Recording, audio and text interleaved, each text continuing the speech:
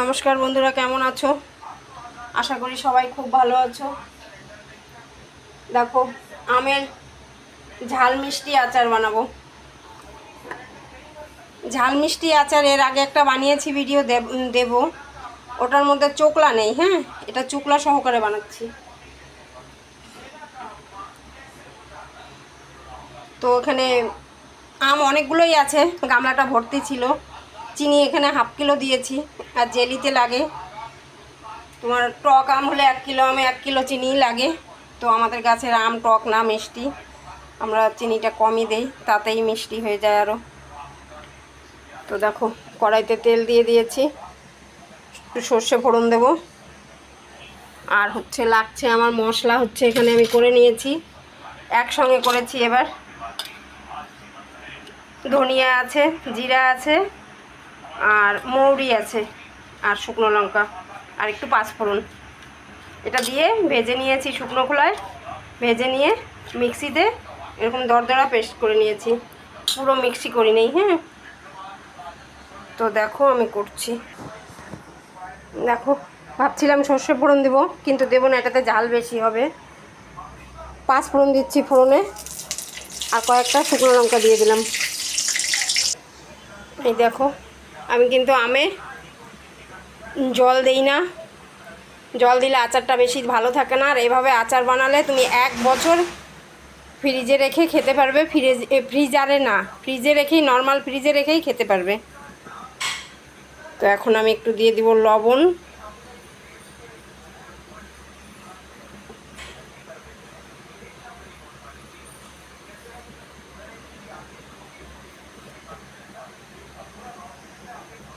একটু হলুদ,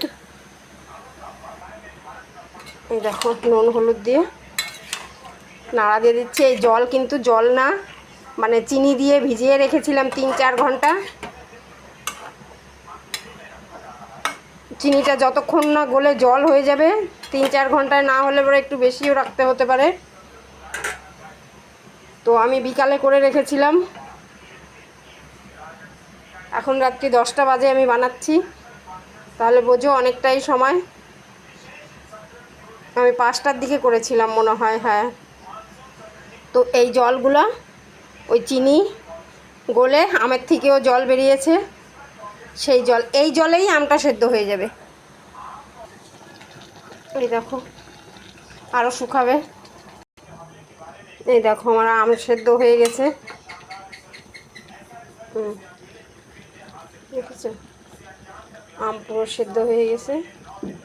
এই দেখো, এই টাইমে আমি মশলাটা দিয়ে দেবো।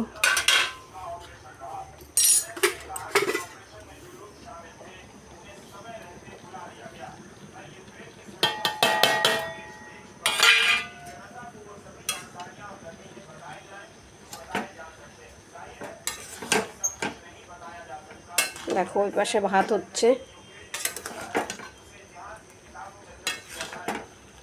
তরকারি রান্না করে তারপরে করলাম এটা।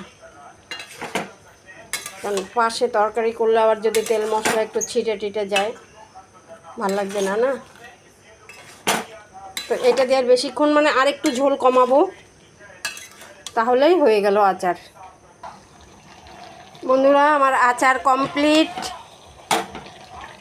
গ্যাস অফ করে দেব।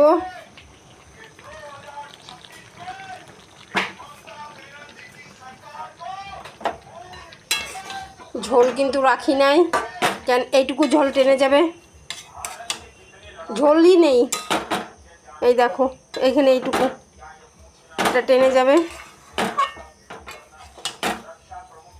তো নামিয়ে নিয়ে আমি, বন্ধুরা, আচারের কালার দেখো, দেখেই জিভে জল চলে আসছে। তো তোমরা এভাবে বানিয়ে খাবে। আমি যদিও চুকলা সহকারে বানাই না, এটা আমার বৌমার বলে চুকলা সহকারে খেতে ইচ্ছা করেছে। লোভনীয়, লোভনীয়, কোনো কথা হবে না। এই দেখো, টাটা।